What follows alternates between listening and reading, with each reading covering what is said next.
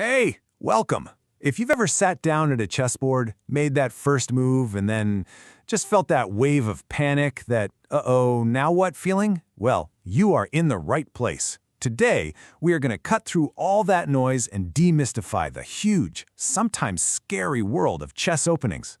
We're going to give you a clear map for the first, most crucial moves of the game.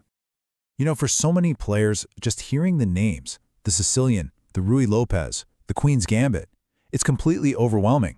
I call it opening overload. And trust me, every single one of us has been there. It causes this paralysis where you're so worried about playing the wrong opening that you can't figure out which one is the right one for you. But what if I told you it's actually way simpler than that? Let's just cut right through that fog. Because honestly, for most of us, finding your personal opening style all boils down to one single fundamental choice you make on the very first move. And here it is. This is the great divide in chess. Are you going to push your king's pawn to e4, or are you going to push your queen's pawn to d4? Now, playing 1e4, that usually leads to what we call open games. These are games where the board just blows open, lines are cleared for your pieces, and you can attack early and often. On the other hand, 1d4, that usually leads to closed games. These are all about slow maneuvering, strategy, and fighting for tiny advantages. It's the difference between a knife fight in a phone booth and a long, drawn-out siege. Okay, so let's walk down that first path, the 1e4 universe. This is for all you players out there who crave action from move 1, who want to get your pieces in the fight and point them straight at the enemy king. Our first stop is one of the oldest, most reliable openings in all of chess, the Italian game. Seriously, think of this as your perfect, friendly guide to the core principles of good, solid, classical chess. I mean, just look at this position. Every single move makes perfect sense. White plays e4, controls the center. Black says, me too, and plays e5. White develops a knight, attacking the pawn. Black develops a knight, defending it. You see the pattern here, right? White brings out a bishop to a killer square, eyeing Black's weakest point, and Black does the same. This is the gioco piano, the quiet game, and it's basically a masterclass in how to start a game of chess the right way. And that's really the beauty of the Italian. It just teaches you everything you need to know from the get-go.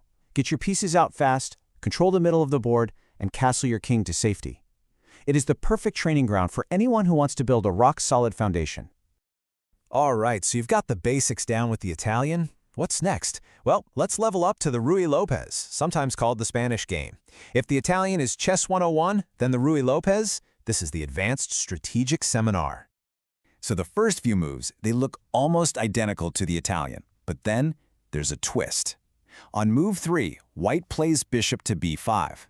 Now this move doesn't create some huge, obvious threat right away. Nope. Instead, it creates this subtle, nagging, long-term problem for Black. That bishop puts pressure on the knight, which is defending the central pawn. And for the rest of the game, Black is going to have this little voice in the back of their head worrying about that pressure. And that is the key difference. The Ruy Lopez is for the player who's ready to start thinking 5, 10, even 15 moves down the line. It's all about building up tiny advantages and then slowly, carefully nursing them into a win. There's a reason it's a favorite of world champions. Okay, but what if you're playing Black against 1e4 and you do not want a quiet strategic game? What if you want to come out swinging and throw a punch right from the start? Well, my friend, then you are looking for the Sicilian Defense. So White plays 1e4. They're expecting the usual 1.e5. But Black just says nope and slams down 1.c5. Right away, the symmetry of the position is shattered. This is not going to be some mirror image game. Black is basically fighting for the center from the side, from the flank, and it creates a totally unbalanced, chaotic, and unpredictable game. It is a declaration of war on move 1. The Sicilian is the choice for fighters, period. It leads to these razor-sharp, tactical battles where one tiny mistake can be absolutely fatal. It's no surprise that it was the weapon of choice for hyper-aggressive champions like Bobby Fischer and Garry Kasparov. If you're playing Black and your only goal is to win, not draw, but win, the Sicilian is your opening. All right, let's leave that wild world of 1e4 behind for a second and cross the Great Divide to that other big first move, 1d4. This is the path for the patient strategist, the player who enjoys building up pressure slowly, almost like a boa constrictor. And the undisputed king of all 1d4 openings is the Queen's Gambit. It is a timeless classic, built on these solid positional ideas that have been tested at the highest levels of chess for more than 100 years. Now, when you hear the word Gambit, you're probably thinking of some wild, risky sacrifice for a crazy all-out attack. But that's not what this is. Not at all.